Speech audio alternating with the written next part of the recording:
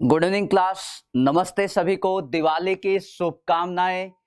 तो सभी बच्चे जल्दी जल्दी यहाँ पे आ जाएं भाई, जल्दी जल्दी जितने बच्चे यहाँ पे आ चुके हैं बाकी बच्चों को भी इन्फॉर्म कीजिए। इंग्लिश का सेशन आप लोगों का स्टार्ट हो चुका है। आप लोग सभी जानते हो कि कल वाली क्लास में हम लोगों ने कंडीशनल का बेसिक पढ़ा था, तो आज हम लोग कंडीशनल के क्वेश्चंस लेने वाले हैं। ठीक है, दिवाली की सभी को शुभकामनाएं। आपको, आपकी फैमिली को, आपके दोस्तों को, सभी को, ऑल इंडिया को दिवाली की शुभकामनाएं। स्वागत है आप लोगों का सभी का इस YouTube चैनल पे बैंकपुर बाई एग्जामपुर, है ना। ओके, तो बाकी बच्चों को भी आप साथ के साथ में इन्फॉर्म कीजिए। ठीक है जी, ओके ओके, जल्दी जल्दी आप लोग आ जाएं भाई। दिवाली की शुभकामनाएं सभी को। आज तो ऐसे ही पढ़ने का बड़ा मन होगा, है ना। यदि आप लोगों की पूजा कंप्लीट हो चुकी है तो क्यों ना इंग्लिश पे भी ध्यान दिया जाए, क्योंकि बच्चों के लिए, स्टूडेंट के लिए सबसे बड़ी पूजा यही है ना। यदि हम लोगों की पूजा अच्छी होगी, हम लोगों की पूजा इतनी अच्छी होगी तो कहीं ना कहीं कोई ना कोई एग्जाम आपका फाइनली निकल जाएगा। यदि एम आप लोगों का बैंक का बन चुका है, हमें पीओ की एंड क्लर्क की जॉब चाहिए है, तो यहाँ की भी पूजा कीजिए। लक्ष्मी पूजन के साथ साथ आप लोग इंग्लिश पूजन भी कीजिए, तब भी जाके कहीं ना कहीं हम लोगों का सिलेक्शन भी होगा। माँ लक्ष्मी जी की कृपा आप लोगों पे बनी रहे। आप लोगों को सभी को जो आपके विशेज हैं वो सभी विशेज इस दिवाली पे आप लोगों की कंप्लीट हो जाए। ठीक है ना, बट मेहनत आप लोग कीजिए साथ के साथ में, क्योंकि मेहनत के ही दम पे आप लोगों की सभी विशेष भी कंप्लीट होने वाली हैं, है ना। ओके, तो साथ के साथ में बच्चों को इन्फॉर्म कीजिए। हम लोगों ने इससे पहले क्लास में कंडीशनल का टॉपिक कंप्लीट किया था, है ना। आप लोग सभी जानते हो भाई, कंडीशनल के टॉपिक में हम लोगों ने बिल्कुल बेसिक बेसिक बातें की थी, है ना। तो देखो, अभी 7 PM पे आप लोगों की मैथ्स की क्लास हो चुकी है, 8 PM अभी आप लोगों की इंग्लिश की क्लास स्टार्ट हो गई है, उसके बाद 9 PM आप लोगों की जीए क्लास हो गई, उसके बाद आप लोगों की रीजनिंग की क्लास हो गई। मतलब कंप्लीट बैच आप लोगों के सामने है। तो इस कंप्लीट बैच की अच्छे से पूजन कीजिए, अच्छे से इसकी पूजा कीजिए, तभी जाके हम लोगों के घर में माँ लक्ष्मी जी आएंगे, है ना। यदि आप चाहते हो कि लक्ष्मी जी सभी के घर में आए तो अच्छी खासी मेहनत कीजिए भाई, अच्छी खासी जितना हो सकता है हद से ज्यादा मेहनत कीजिए, जी जान आप लोग लगा दीजिए। इस दिवाली पे हम लोग यही संकल्प लें कि आने वाली जो दिवाली आएगी उस दिवाली पे हम लोगों के पास कोई ना कोई जॉब होगी और माँ लक्ष्मी जी की अच्छे से पूजा की जाएगी, बिल्कुल अच्छे से हम लोग दिल से पूजा करेंगे। लेकिन कब? जब हम लोगों के पास एक अच्छी सी जॉब आ जाएगी। तो जॉब के लिए अच्छी सी मेहनत कीजिए, जैसे अभी अभी लक्ष्मी पूजा हो चुकी होगी, है ना। तो अब इंग्लिश पूजा भी कीजिए, तब भी जाके आप लोगों का कहीं ना कहीं सिलेक्शन होगा। ओके, देखो जी, अभी जो सेशन होने वाला है सभी बच्चे सेशन को अच्छा लगेगा तो सेशन को लाइक भी कीजिए, मैक्सिमम शेयर कीजिए। जो बच्चे नए हैं भाई वो भी बच्चे सेशन को समझ सकते हैं, है ना। यदि आपको लगता है कि हमें समझ नहीं आएगा तो आप लोग इससे कल वाली क्लास में जाओ, उस क्लास को अच्छे से देखो। कंडीशनल का बिल्कुल बेसिक से मैंने आप लोगों को समझाया, सभी बातें आप लोगों को समझा दी है, ठीक है ना जी। तो कंडीशनल का क्वेश्चन 1 आप लोगों के सामने आ चुका है। जल्दी जल्दी आप लोग क्वेश्चन 1 को चेक कीजिए, देखते हैं सबसे पहले किस स्टूडेंट का जवाब हमें यहां पे मिलेगा। ओके, क्वेश्चन 1 आप लोगों के सामने आ चुका है जी। तो जल्दी जल्दी आप लोग क्वेश्चन 1 पे पहुंचे, देखते हैं सबसे पहले किस स्टूडेंट का मुझे यहाँ पे जवाब मिलेगा। ओके, जो बच्चे बिल्कुल नए हैं भाई, जिन्होंने आज ही क्लास स्टार्ट की है इस चैनल पे, तो उन बच्चों के लिए मैं बता देता हूं कि हम लोगों ने कल क्या क्या बातें की थी, कंडीशनल में क्या क्या आप लोगों को समझाया। तब तक बाकी बच्चे क्वेश्चन पे ध्यान दे जिन्होंने कल की क्लास ली है। देखो, कंडीशनल में सबसे मेन चीज होती है कंडीशन, यानी कि जब नेम ही कंडीशनल है भाई तो इसका मतलब साफ है क्या कि हमें यहां पे कोई ना कोई कंडीशन मिलने वाली है। और जब हम कोई भी कंडीशन लगाते हैं तो कंडीशन जब आप लोग लगाओगे तो अपने आप आपके सामने 2 सेंटेंस आ जाएंगे।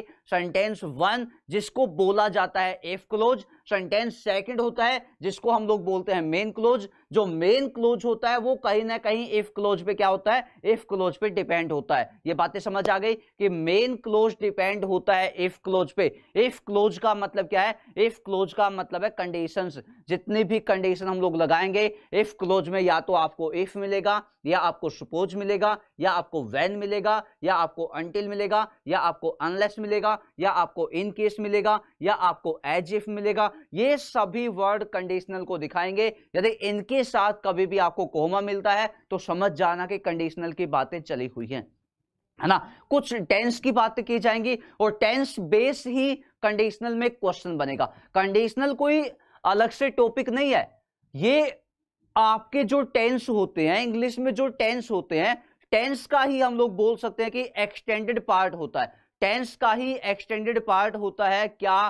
Conditional sentence. जब टेंस को अच्छे से एक्सटेंड किया जाए, आगे बढ़ा दिया जाए, तो वो आपके सामने एक न्यू टॉपिक निकल के आएगा जिसे हम बोलते हैं कंडीशनल सेंटेंस। कंडीशनल में जो टेंस यूज होंगे, मैं आपको यहां पे बता देता हूं, कल भी हम लोगों ने बातें की है। कंडीशनल में जो टेंस यूज होंगे, सबसे पहला टेंस हम लोग देखते हैं present indefinite tense. Present indefinite tense. Second जो टेंस यहां पे होगा वो हम लोग देखते हैं simple past tense. Simple past tense. इसके बाद जो थर्ड टेंस हम लोग लेते हैं यहां पे, वो क्या बनेगा? वो बनेगा पास्ट परफेक्ट टेंस, है ना। और ये सभी टेंस यूज किए जाएंगे कहां पे? इफ क्लोज में। मतलब हम इन्हें इफ क्लोज में लगाएंगे। इफ क्लोज में आपके सामने आएगा, समझ गए ना, इफ क्लोज में आपके सामने टेंस आएंगे। और जैसे ही इफ क्लोज आपका कंप्लीट हो जाएगा, इफ क्लोज पे ही डिपेंड होगा आपका मेन क्लोज। ये बातें समझ आ गई? तो इससे एक न्यू पॉइंट आपके सामने निकल के आया। न्यू पॉइंट क्या निकल के आया? न्यू पॉइंट यही निकल के आया कि जब भी कंडीशनल का टॉपिक आप लोगों के सामने आएगा, जब भी कंडीशनल का टॉपिक हम लोगों के सामने आता है, तो हम लोग सबसे पहले इफ क्लोज से पढ़ना स्टार्ट करेंगे। यहां से बच्चों के माइंड में होता है कभी कभी कि हम लोग बाद वाले के बदले या पहले वाले को बदले ना। तो भाई यदि मान लो ऐसी नौबत आ जाती है, आपके माइंड में डाउट आ जाता है कि पहले वाले को चेंज किया जाए या बाद वाले को चेंज किया जाए, मतलब कि इफ क्लोज में चेंज किया जाए या मेन क्लोज में चेंज किया जाए, तो आप लोगों के लिए मैं बता देता हूं, आप लोग सबसे पहले इफ क्लोज से पढ़ना स्टार्ट करें। मान लिया कि इफ क्लोज से हम पढ़ते गए, हमें कोई भी मिस्टेक इफ क्लोज में नहीं मिले। यदि कोई भी मिस्टेक इफ क्लोज में नहीं होती है, आप लोग देख लो कि इफ क्लोज में कौन सा टेंस यूज है, उसी टेंस के अकॉर्डिंग आपका मेन क्लोज बनेगा। ये बातें ध्यान से सुन लो। क्यों मैंने टॉपिक को बीच में लिया, क्यों बीच में टॉपिक कंडीशनल हम लोग लेके आए? क्योंकि आपके SBI PO 2019 का जो PO का एग्जाम था भाई, एक ही एग्जाम में मैं आपको पहले भी बता चुका हूं कि तीन क्वेश्चन एक एग्जाम में डाले गए। तो सबसे मेन टॉपिक है, बिल्कुल छोटा सा टॉपिक है, एक बच्चा सा टॉपिक है। पढ़ोगे तो मजा भी आएगा, एक कॉन्फिडेंस भी बढ़ेगा, आपको भी लगेगा कि यार कुछ तो इंग्लिश में आने लग गया है, इस बंदे ने कुछ तो हम लोगों में जान डाल दी है ना। तो इसको समझो ध्यान से। मैंने आपको पहले बता दिया कि तीनों टेंस यूज होंगे। तीनों टेंस में वर्ब कैसे आएगी वो आपको बताएंगे, मेन क्लोज कैसे आएगा वो भी बताएंगे। पहले हम लोग क्वेश्चन को देख लेते हैं। देखो, मैंने यहां से पढ़ना स्टार्ट किया, मुझे यहां पे हेड मिल गया और हेड के बाद में बेन मिल गया, बेन के बाद अगेन कोई वर्ब नहीं है, तो ये केस बन चुका है हेड प्लस थर्ड फॉर्म। ये केस बन चुका है हेड प्लस थर्ड फॉर्म। ये केस बन गया हेड प्लस थर्ड फॉर्म। यदि हेड प्लस थर्ड फॉर्म बन गया तो इसका मतलब केस बन गया पास्ट परफेक्ट टेंस ना। अब तीनों केस में आपको यहां पे लिख के बता देता हूं ताकि आप लोगों को आसानी हो जाए। देखो, केस 1 है, यदि इफ के साथ आपको V1 मिलता है या V1 के साथ में S या ES मिलता है। V1 का मतलब है वर्ब की पहली फॉर्म, वर्ब की बेस फॉर्म, वर्ब का फर्स्ट फॉर्म। और V1 के साथ में SES लगा दिया तो वो बन गया V5, वर्ब की पांचवी फॉर्म, जो हम SES लगा के बनाते हैं, जो हमेशा सिंगुलर फॉर्म में होती है ना जी। तो ये केस आ गया, ये इफ क्लोज है। मेन क्लोज में आप लोग क्या देखोगे, यदि इफ के साथ में V1 है, V1 के साथ में SES है, या प्रेजेंट कंटिन्यूस भी क्यों नहीं है यहां पे, यदि इन टेंस की बातें की जाएंगी तो हम लोग मेन क्लोज में लगाएंगे। या तो आप लगा सकते हो शेल को, नहीं तो आप लगा सकते हो विल को, और इनके बाद हम लोग लेते हैं हमेशा V1। केस 1 याद हुआ या नहीं हुआ? इफ प्लस V1, तो कोमा के बाद मेन क्लोज में will plus V1। Will plus V1 आ गया तो if plus V1, if plus V1 आ गया तो विल प्लस V1। केस 1 याद हुआ या नहीं हुआ? याद हो गया ना। तो आपको देखना है कि इफ के साथ में V1 है तो आगे क्या आएगा। सेकंड केस में आपको यहां पे समझा देता हूं। इफ के बाद में कुछ बच्चों के माइंड में आ चुका है कि भाई इंग्लिश वाले इतना भी बता दे कि यदि यहां पे सेकंड फॉर्म आ जाए तो केस क्या बनेगा। सेकंड फॉर्म का मतलब क्या है? सेकंड फॉर्म का मतलब है simple past tense. Second form आ गया। यदि सेकंड फॉर्म आप लोगों के सामने आता है भाई तो कोमा के बाद हम लोग मेन क्लोज में क्या लगाएंगे। कोमा के बाद मेन क्लोज में आएगा वुड प्लस V1, है ना। विल का पास्ट आप लोग यहां पे बना दो, विल का पास्ट बन जाएगा वुड, और मुडाल के बाद हमेशा V1 आएगा, या तो वुड आएगा, नहीं तो कभी कभी हो सकता है कि कैन को कुड में बदल दिया जाए, या कभी कभी मे का माइट भी बन सकता है। ये मतलब मान के चलो 5% आपके सामने कुड या माइट आएगा, 95% हम लोग क्या लगाएंगे, वुड प्लस V1 को लगाएंगे। मैक्सिमम टाइम आप लोगों के एग्जाम में क्वेश्चन पूछा जा सकता है। ओके, इतना समझ आ चुका है। यदि इतना समझ आ चुका तो हम लोग आगे बढ़ जाते हैं। केस नंबर 3 इसी में मैंने आपको बताया कभी कभी हम लोगों की इमेजिनेशन होती है, कुछ इच्छाएं होती हैं, इच्छाएं नहीं हम लोग बोल सकते हैं, कुछ कल्पना होती है ना। इमेजिनेशन इमेजिन किया जाता है कुछ जो काश में ऐसा होता, है ना, काश में ये होता, काश में वैसा होता, है ना। कभी कभी हम बोलते हैं, है ना, बच्चे बोलते हैं काश में अमिताभ बच्चन होता, काश में PM मोदी होता, काश में इंडिया का PM होता, काश में अपने अपने स्टेट का CM होता, है ना। हम कभी कभी ऐसी ही इमेजिनेशन लेके आ जाते हैं, मतलब एक ऐसी इमेजिनेशन जो अभी फुलफिल नहीं हो सकती। जब हमने काश लगा दिया आगे तो कैसे फुलफिल होगी। काश में ऐसा होता, काश में वैसा होता, काश में अभी बैंक में होता, है ना। तो मतलब क्या कि आप नहीं हो सकते। जब आपने काश लगा दिया तो इसका मतलब नहीं हो सकता।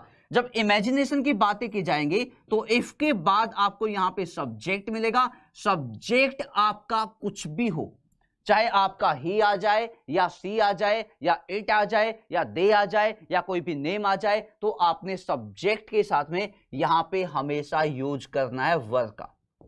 ओके, यही बात बस समझने के यहां पे। उसके बाद कोमा आपको मिलेगा। कोमा के बाद यदि इसका मेन क्लोज आपको मिलता है तो मेन क्लोज में हम लोग लगाएंगे वुड प्लस V1। यहां पे हम लोग क्या लगाएंगे, यहां पे हम लोग लेंगे वुड प्लस V1। इतना समझ आया या नहीं आया? यदि समझ आ चुका है तो जल्दी जल्दी आप लोग मुझे बताएं कि हमें समझ आ चुका है। ओके, उसके बाद आगे चलते हैं हम लोग। आगे ध्यान से देखो, यहाँ पे केस नंबर 4 में आपको यहाँ पे समझा देता हूं। केस नंबर 4 है if plus had plus third form, यानी कि past perfect tense. If plus had plus third form, यदि ये केस आपको मिलेगा तो हम कोमा के बाद लगाएंगे क्या, कोमा के बाद आएगा would plus have plus third form, would have third form. अब ध्यान से चेक किया जाए।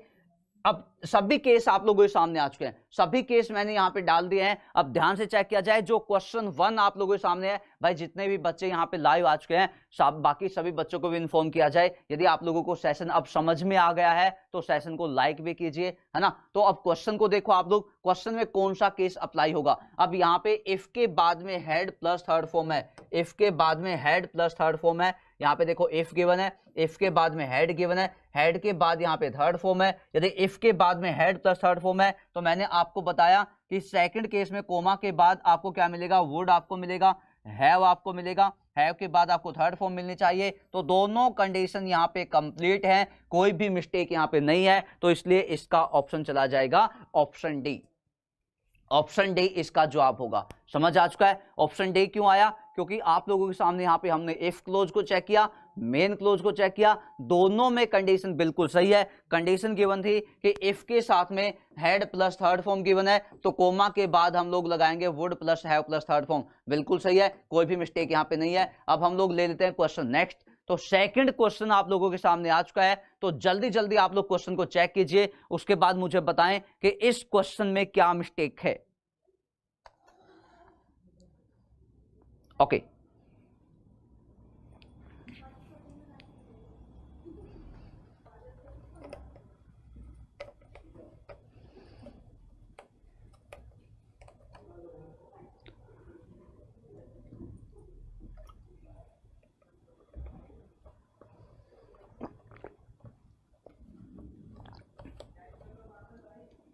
ओके, ओके भाई, तो देखो इस क्वेश्चन को आप लोग ध्यान से देखो। अब मैंने क्या किया, सबसे पहले मैंने आपको बताया कि हम इफ क्लोज से पढ़ना स्टार्ट करेंगे। मैंने इफ क्लोज से यहां पे पढ़ना स्टार्ट किया। इफ वी हैड, है ना, यहां तक मुझे समझ आ गया कि इफ के बाद यहां पे हैड गिवन है। यदि हैड गिवन है भाई तो आप लोग सभी जानते हो कि हैड के बाद आने वाले जो फॉर्म होगी वो कौन सी होगी, हैड के बाद आने वाली फॉर्म होगी थर्ड फॉर्म, है ना। जैसे मैंने आगे चेक किया, अब आगे ध्यान से देखो आप लोग, क्या आगे थर्ड फॉर्म है, यहां पे तो टेक गिवन है, टेक यहां पे गिवन है, टेक बोले तो V1, बट V1 यहां पे नहीं आएगा, हमें चाहिए यहां पे थर्ड फॉर्म। थर्ड फॉर्म चाहिए तो यहां पे टेक को रिप्लेस किया जाए किसके साथ में, टेकन के साथ में। टेक की जगह यहां पे टेकन का यूज होगा। फाइनल है, इतना समझ आ चुका है, इतना समझ आ चुका है तो आप लोग मुझे जल्दी से बताएं कि हमें समझ आ चुका है। अब यहां पे आप लोग देखोगे यहां पे हेड के बाद थर्ड फॉर्म आ चुका है, यानी कि हेड टेकन हो चुका है। अब कोमा के बाद जो मेन क्लोज आपको मिलेगा, मैंने अभी आपको बताया कि यहाँ पे वुड आएगा, वुड के बाद यहाँ पे हैव आएगा, और हैव के बाद यहाँ पे क्या होगा, यहाँ पे थर्ड फॉर्म होगी। अब ध्यान से चेक किया जाए क्या कंडीशन सही है। यहाँ पे देखो वुड भी गिवन है, हैव भी गिवन है, और थर्ड फॉर्म भी गिवन है, तो इसका मतलब यहाँ पे कंडीशन सही है। ऑप्शन बी यहाँ पे गलत होगा। ऑप्शन बी में टेक की जगह पे हम लोग क्या लेंगे, टेकन को लेंगे। समझ आ चुका है, फाइनल है। नेक्स्ट क्वेश्चन हम लोग ले लेते हैं। चलो बताओ इस क्वेश्चन में क्या मिस्टेक होगा। ओके देखो अगेन यहां पे हेड प्लस थर्ड फॉर्म, ये तो पक्का याद हो गया होगा ना। कैसे, यदि इफ के साथ में हेड प्लस थर्ड फॉर्म आपको मिलता है तो हम लोगों ने अभी बताया कि हेड प्लस थर्ड फॉर्म यदि मिलेगा तो कोमा के बाद हमें यहां पे मिलेगा would plus have plus third form, third form, है ना।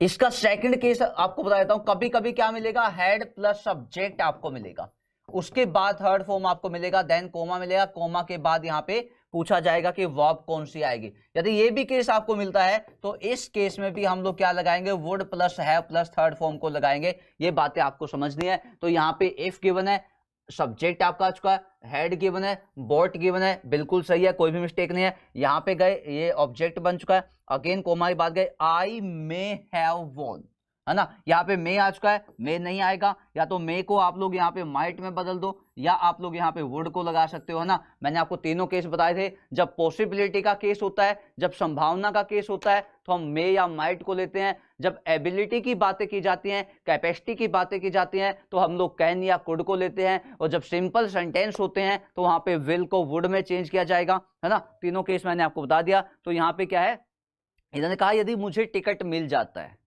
यदि मैं टिकट ले लेता हूं तो चांसेस हैं कि मैं शायद इनाम जीत जाऊंगा। चांसेस है कि मैं इनाम जीत जाऊंगा, मतलब क्या पॉसिबिलिटी है। मैं आपको बोलता हूं भाई, यदि मैं आप लोगों की क्लास लेता हूं तो चांसेस है आपका इंग्लिश का सेक्शन पास हो जाएगा, है ना। ये क्या एक पॉसिबिलिटी है, होगा नहीं होगा, ऐसा होगा, ये नहीं होगा, वैसा होगा, ये ऐसा हो जाएगा, है ना। ये सब क्या है, यहाँ पे पॉसिबिलिटी को दिखाता है। और पॉसिबिलिटी के लिए हम लोग मे या माइट को लगाते हैं ना, तो इसलिए यहाँ पे क्या है, मे तो आ नहीं सकता क्योंकि यहाँ पे हेड गिवन है पास्ट में, तो मे का पास्ट यहाँ पे माइट बन जाएगा। ओके, तो नेक्स्ट क्वेश्चन पे आ जाओ भाई। नेक्स्ट क्वेश्चन बिल्कुल ध्यान से, ये वो क्वेश्चन है जो मैक्सिमम टाइम आप लोगों का गलत हो जाता है। मैक्सिमम टाइम बच्चे अपने आप कंफ्यूजन में आ जाते हैं, क्योंकि उनको क्या लगता है, उनको लगता है कि यहां पे हेड गिवन है। यदि हेड यहां पे आ चुका है भाई तो उनको क्या लगेगा कि हेड के साथ में थर्ड फॉर्म है, तो आगे हम लोग लगा देंगे वुड हैव थर्ड फॉर्म। हम लोग ये मान के चल पड़ते हैं और ये मान के वर्ब को लगा के वहां पे आ जाते हैं। बट ध्यान से आप लोग यहां पे देखो, यहां पे हेड के बाद कोई भी वर्ब नहीं है, हेड के बाद कोई भी वर्ब नहीं है। हेड यदि हेल्पिंग वर्ब मानते हैं तो यहाँ पे मेन वर्ब हमें मिलना चाहिए, बट यहाँ पे कोई भी मेन वर्ब नहीं है। यदि हेल्पिंग वर्ब के बाद कोई भी मेन वर्ब नहीं होता है तो हम उसे ही मेन वर्ब मानते हैं। ये बातें तो आप लोग सभी जानते होंगे कि यहाँ पे क्या है, हेड यहाँ पे खुद ही मेन वर्ब है। और हेड कौन सी फॉर्म है, हैज हैव। यदि बेस फॉर्म की बात की जाए तो हैज हैव को हम लोग लेते हैं V1, हैज हैव को हम लोग लेते हैं V1, और हेड को हम लोग लेते हैं सेकंड फॉर्म, हेड को हम लोग लेते हैं सेकंड फॉर्म, और हेड को हम लोग लेते हैं थर्ड फॉर्म, है ना। थर्ड फॉर्म एक ऐसी फॉर्म है भाई, थर्ड फॉर्म एक ऐसी फॉर्म है जिससे पहले आपको यहाँ पे कोई ना कोई हेल्पिंग वर्ब मिलेगी। ये बात आप लोग याद रखो। क्या कि थर्ड फॉर्म से पहले कोई ना कोई हेल्पिंग वर्ब आपको मिलेगा। विदाउट हेल्पिंग वर्ब कभी भी थर्ड फॉर्म नहीं आएगा। विदाउट हेल्पिंग वर्ब कभी भी थर्ड फॉर्म नहीं आएगा। ये बातें आपको सीखनी है ना। अब यहां पे यदि हेड थर्ड फॉर्म होगा तो इससे पहले कोई हेल्पिंग वर्ब मिलेगा, बट यहां पे कोई हेल्पिंग वर्ब नहीं है ना। कभी कभी आप लोगों ने सेंटेंस में देखा होगा कि सेंटेंस में हमें मिलता है हेड, हेड मिलता है, देखना कभी कभी ध्यान से। तो यहां पे जो ये वाला हेड है ये मतलब है ये हेल्पिंग वर्ब है, और ये वाला जो हेड है इसका मतलब है ये मेन वर्ब है ना। समझ आ गया ना। तो अब यहां पे क्या है, ये खुद ही मेन वर्ब है, और खुद ही मेन वर्ब है तो इसका मतलब थर्ड फॉर्म तो है नहीं। ये कौन सी फॉर्म हुआ, सेकंड फॉर्म हुआ। यदि ये सेकंड फॉर्म हुआ तो हमें केस याद आ जाना चाहिए कि इफ के बाद यदि सेकंड फॉर्म आएगा तो कोमा के बाद हम लोग क्या लेंगे, कोमा के बाद हम लोग यहां पे लेंगे वुड प्लस V1। हाँ या ना, हाँ या ना, समझ आ गया। तो अब यहां पे आप लोग चेक कीजिए, यहां पे हेड गिवन है, सेकंड फॉर्म है। अब यहां पे क्या वुड प्लस V1 है। आगे हम लोगों ने चेक किया यहां पे वुड प्लस V1 है, तो इसका मतलब सेंटेंस बिल्कुल ओके है, कोई भी गलती यहां पे नहीं है। इसका ऑप्शन डी होगा। फाइनल समझ आ चुका है। यदि समझ आ चुका है तो जल्दी जल्दी आप लोग मुझे बता दीजिए कि हमें समझ आ चुका है। यदि समझ नहीं आया है तो क्या समझ नहीं आया वो भी आप लोग मुझे बता सकते हो। Okay, next question.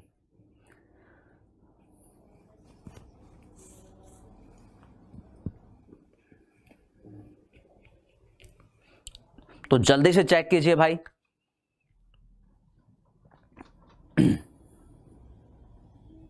देखो इस क्वेश्चन में आप लोग देखो, यहां पे क्या गिवन है, यहां पे इफ गिवन है, इफ के बाद आई गिवन है, देन हैव गिवन है, उसके बाद टाइम गिवन है। हैव का मतलब यहां पे again main verb, again main verb. अभी अभी बताया कि हैज हैव के बाद यदि हेल्पिंग वर्ब नहीं मिलेगा तो हैज हैव हमेशा होंगे V1, हैज हैव हमेशा V1 होंगे, है ना। लिंकिंग वर्ब भी आप लोगों ने सुना होगा। उसके बाद हेड होता है, उसके बाद हेड होगा, ये सेकंड फॉर्म होता है और ये थर्ड फॉर्म होता है ना। दोनों में कैसे हमें पता चलेगा थर्ड फॉर्म है सेकंड फॉर्म है, थर्ड फॉर्म से पहले हेल्पिंग वर्ब मिलेगा। ये बातें समझ आ गई। तो इसका मतलब ये खुद ही मेन वर्ब है, V1 है, V1 है तो आगे सेल विल प्लस V1 आएगा। तो यहाँ पे सेल गिवन है, सही है, बट यहाँ पे सेकंड फॉर्म गिवन है, यहाँ पे केम नहीं आएगा, यहाँ पे क्या आएगा, कम यूज होगा। क्यों, क्योंकि यहाँ पे केम सेकंड फॉर्म है, सेकंड फॉर्म यहाँ पे नहीं आएगा। सेकंड फॉर्म से पहले हम लोग क्या लेते हैं, सेकंड फॉर्म से पहले हम जी, सेकंड फॉर्म से पहले, हाँ ये भी आप याद रखना, सेकंड फॉर्म से पहले कभी हेल्पिंग वर्ब नहीं आएगा, ठीक है। सेकंड फॉर्म से पहले कभी हेल्पिंग वर्ब नहीं आएगा, ठीक है। हाँ, दिवाली पे कुछ अच्छा काम किया जाए भाई, तभी जाके इंग्लिश आप लोगों को समझ आएगी, ठीक है। चलो नेक्स्ट क्वेश्चन पे चल पड़ते हैं।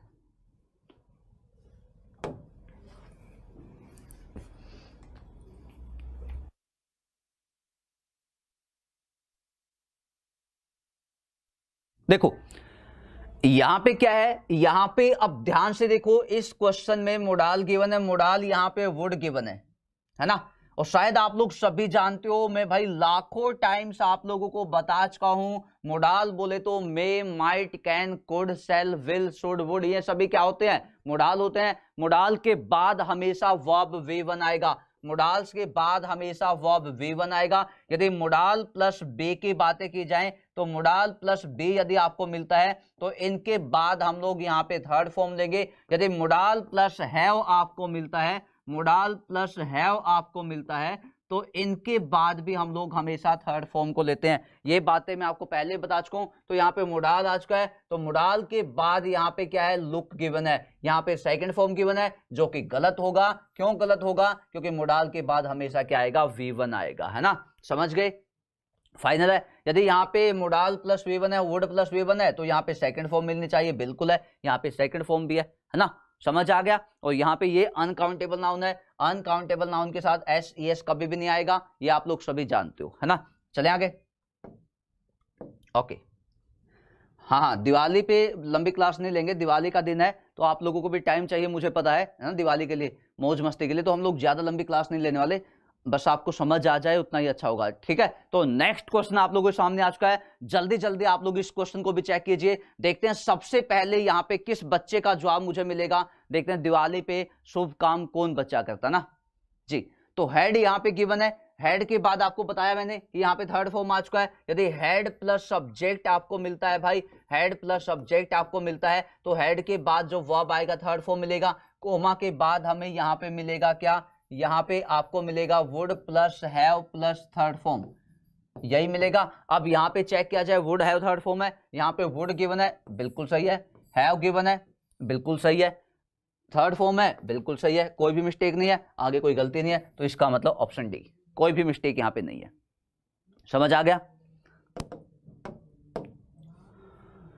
ओके, नेक्स्ट क्वेश्चन आप लोगों के सामने आ चुका है, इसको भी जल्दी से जल्दी आप लोग चेक कीजिए। देखो यहाँ पे अगेन इफ गिवन है, उसके बाद हेड गिवन है, हेड के बाद थर्ड फॉर्म गिवन है। यदि हेड प्लस थर्ड फॉर्म आ चुका है तो आगे आएगा would have third form. But यहाँ पे आप लोग देखोगे ऑप्शन सी में अकेला वुड प्लस V1 गिवन है, तो यहाँ पे would plus have plus third form बनेगा, तो वुड हैव इन्फॉर्म्ड यहाँ पे बन जाएगा, बिल्कुल फाइनल है। ऑप्शन सी यहाँ पे गलत है। सी में क्या होगा, वुड के बाद में हैव होगा, हैव के बाद में इन्फॉर्म्ड होगा। फाइनल, इतना समझ आ चुका है?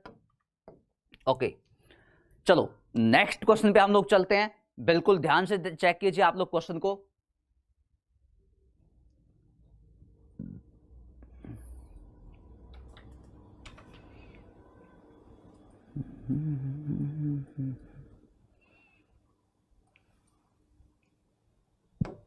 देखो यहां पे क्या गिवन है भाई, इफ के बाद में यहां पे विल गिवन है, इफ के बाद यहां पे विल गिवन है, इफ के बाद विल गिवन है। ठीक है, ये आपको मैं बता चुका हूं। जो इफ क्लोज हम लोगों ने बोला है जहां पे कंडीशन का यूज होगा, इफ क्लोज में हमेशा कंडीशन होती है, ये बातें आप लोगों को समझनी है। और जो मेन क्लोज होता है, मेन क्लोज में हमेशा बातें की जाती हैं उद्देश्य की, हमेशा बातें की जाएंगी उद्देश्य की। ठीक है, ये बातें आपको समझ आ गई? Okay, final. तो कंडीशन कभी भी फ्यूचर में नहीं होगा। मतलब इफ क्लोज में हम कभी भी सेल विल को नहीं लेंगे। इफ क्लोज में हम लोग बोल सकते हैं कि कोई भी मोडाल नहीं आएगा। ये बातें आपको ध्यान में रखनी है कि इफ क्लोज में कोई भी मोडाल नहीं होगा, चाहे कैन हो, चाहे कुड हो, चाहे मे हो, चाहे माइट हो, चाहे सेल हो या विल हो, कोई भी मोडाल हम लोग नहीं लेंगे ना। तो यहाँ पे विल गिवन है, तो इफ के साथ में विल नहीं आएगा। कंडीशनल में इफ क्लोज में कभी भी कोई भी मोडाल नहीं आएगा। ये बातें हम लोगों को समझनी है। ठीक है, ओके। नेक्स्ट क्वेश्चन देखो, नेक्स्ट क्वेश्चन में क्या गिवन है, यहाँ पे अनलेस गिवन है ना। कल मैंने आपको बताया, एक एक बात आपको समझाई। पहली ही लाइन यही थी भाई, जो नेगेटिव वर्ड होते हैं जैसे अनटिल, अनलेस, हार्डली, बेयरली, तो इनके साथ में हम लोग कभी भी नॉट को नहीं लेंगे। तो यहाँ पे डू नॉट लिखने का कोई भी बेनिफिट नहीं है। अब आप लोग यहाँ पे देखो कि अनलेस के साथ में यहाँ पे V1 है। यदि अनलेस के साथ में V1 है भाई, तो आने वाले केस में विल प्लस V1 हमें मिलना चाहिए। बिल्कुल यहाँ पे विल प्लस V1 है। अनलेस का मतलब होता है जब तक नहीं, अनलेस का मतलब होता है जब तक नहीं। समझ आ चुका है? तो जब तक नहीं यहाँ पे हमें मिल चुका है, तो इसका मतलब नहीं यहाँ पे आ चुका, तो डू नॉट लगाने की यहाँ पे नीड नहीं है। नेक्स्ट क्वेश्चन में जैसे हम लोग जाएंगे, नेक्स्ट क्वेश्चन में क्या गिवन है भाई, नेक्स्ट क्वेश्चन में बिफोर यहाँ पे गिवन है। अगेन कंडीशनल का काम यहाँ पे किया, और कंडीशनल में मैंने आपको बताया कि कभी भी विल सेल को हम लोग नहीं लेंगे, क्योंकि कंडीशनल में कभी भी हम कोई भी मोडाल को नहीं लेते हैं। समझ आ गया? बिल्कुल, ओके। अब नेक्स्ट क्वेश्चन, शायद मैंने आपको बताया भी था भाई, कंडीशनल में भी सुपरफ्लोस के क्वेश्चन पूछे जाते हैं। मतलब वो वर्ड जो जिसकी हमें नीड नहीं है, उनको एक साथ में यदि लगा दिया जाए, सेम मीनिंग वर्ड जो होते हैं भाई, ऐसे दो वर्ड जिनका मीनिंग बिल्कुल सेम है, तो दोनों एक जगह बिल्कुल भी नहीं आएंगे। ये बातें हमें समझ आ गई। तो यहाँ पे सपोजिंग इफ गिवन है, यहाँ पे सपोजिंग इफ गिवन है, जो कि पॉसिबल नहीं है, जो कि कहना गलत होगा। यहाँ पे हम लोग क्या है, या तो ओनली इफ लगाओ या आप यहाँ पे सपोजिंग का यूज करो, दोनों एक साथ में यहाँ पे नहीं आएंगे। फाइनल, ये भी समझ आ गया होगा। ऐसे ही क्वेश्चन पूछे जाएंगे, कोई ज्यादा लेवल क्वेश्चन का नहीं होगा। बस आपको सभी केस याद हो, इफ के साथ V1 will plus V1, if के साथ second form would plus V1, if के बाद head plus third form would have third form. बस ये केस आप लोगों को अच्छे से याद हो।